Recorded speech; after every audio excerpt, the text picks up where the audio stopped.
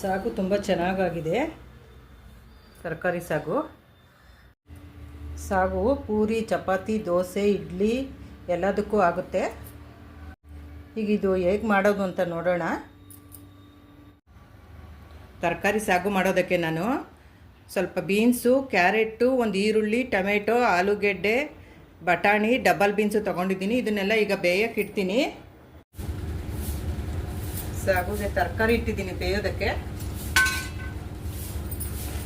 ಕುಕ್ಕರ್ಗೆ ಇಟ್ಟಿಲ್ಲ, ಹಾಗೆ ಬೇಯಿಸ್ಕೊತಾ ಇದ್ದೀನಿ.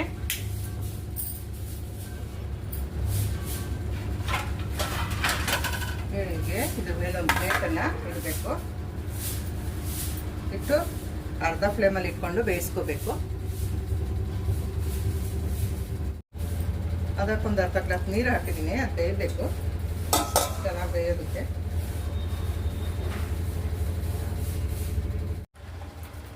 ತರಕಾರಿ ಬೇಯ್ತಾ ಇದೆ. ಮಧ್ಯದಲ್ಲಿ ಈ ಥರ ಲೇಟ್ ತೆಗೆದು ನಾವು ತಿರುಗ್ಕೋತಾ ಇರಬೇಕು. ಒಂದು 2 ನಿಮಿಷ ಇದಾಗುತ್ತೆ.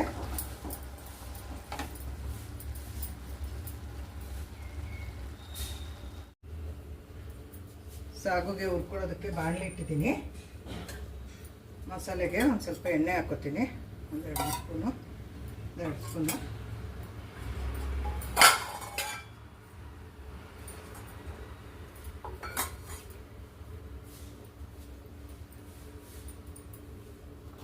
ಫಸ್ಟು ಧನಿಯಾ ಮತ್ತು ಬ್ಯಾಡಗಿ ಕಾಯಿ ಹಾಕ್ತೀನಿ, ಮೆಣಸಿನ್ಕಾಯಿ,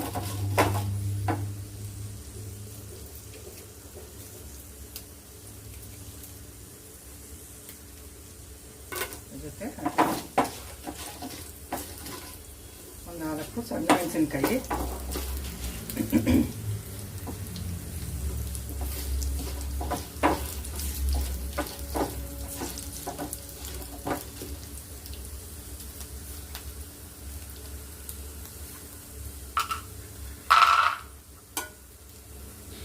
ಇದಾಗಿದೆ, ತೆಕ್ಕೋತೀನಿ.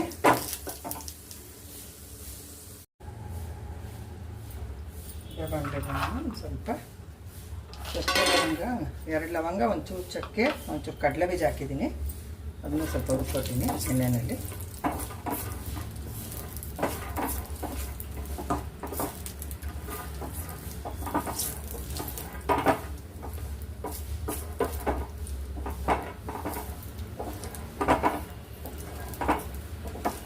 ಇದಾಗಿದೆ.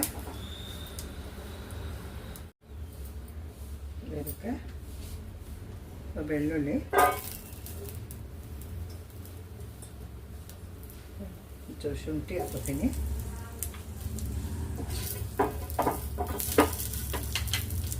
ಒಂದು ಸ್ವಲ್ಪ ಈರುಳ್ಳಿ, ಸ್ವಲ್ಪ ಟೊಮೆಟೊ, ಕರಿಬೇವು.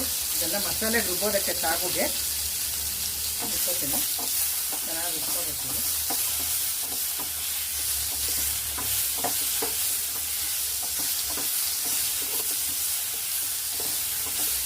ಇದಾಗಿದೆ.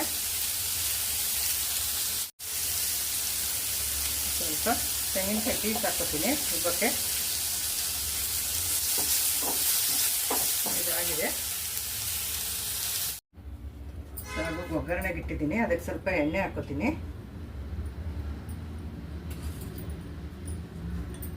ಸ್ವಲ್ಪ ಸಾಸಿವೆ, ಜೀರಿಗೆ,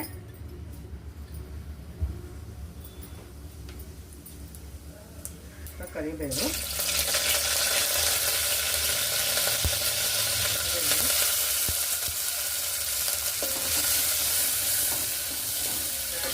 ಸ್ವಲ್ಪ ಹಾಕೋತೀನಿ.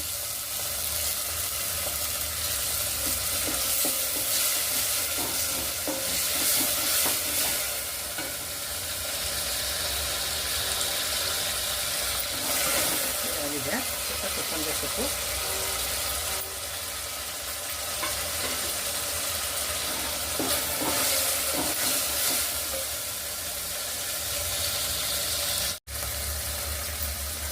ಇದಾಗಿದೆ. ಒಗ್ಗರಣೆ ಮಸಾಲೆ ಹಾಕ್ಕೊತೀನಿ.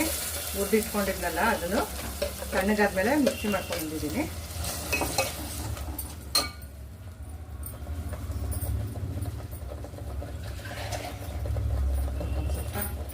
ಸ್ವಲ್ಪ ಗ್ಲಾಸ್ ನೀರು ಹಾಕಿ ತೊಳೆದು ಹಾಕ್ತಾಯಿದ್ದೀನಿ.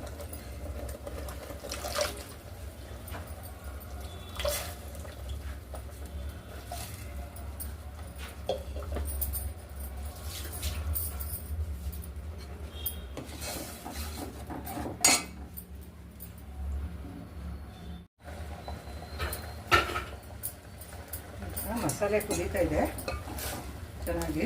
ಇದಕ್ಕೆ ಬೇಯಿಸಿಟ್ಕೊಂಡಿರೋಂಥ ತರಕಾರಿ ಹಾಕ್ತಾಯಿದ್ದೀನಿ.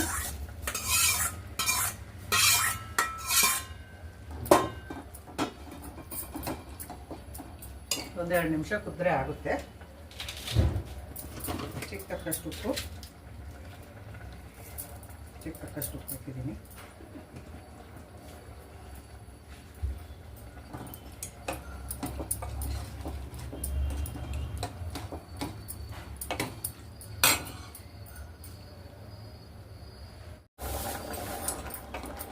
ಸಾಗು ಕುದೀತಾ ಇದೆ. ಸಾಗು ಆಗಿದೆ. ಈಗ ಸ್ಟವ್ ಆಫ್ ಮಾಡ್ಕೊಳ್ತೀನಿ. ಸಾಗುಗೆ ನಾನು ಪೂರಿ ಮಾಡಿದ್ದೀನಿ. ಹೇಗಿದೆ ಅಂದರು ಟೇಸ್ಟ್ ಮಾಡ್ತೀನಿ. ತುಂಬ ಸೂಪರಾಗಿ ಆಗಿದೆ. ನೀವು ಮಾಡಿ ಸಾಗು ಈ ಥರ ಮಾಡಿ ಪೂರಿ ಮಾಡಿ, ತುಂಬ ಚೆನ್ನಾಗಿರುತ್ತೆ. ಮರೆಯದೆ subscribe, like, share and comment ಮಾಡಿ. ಬೆಲ್ ಬಟನ್ ಪ್ರೆಸ್ ಮಾಡಿ. Thank you for watching.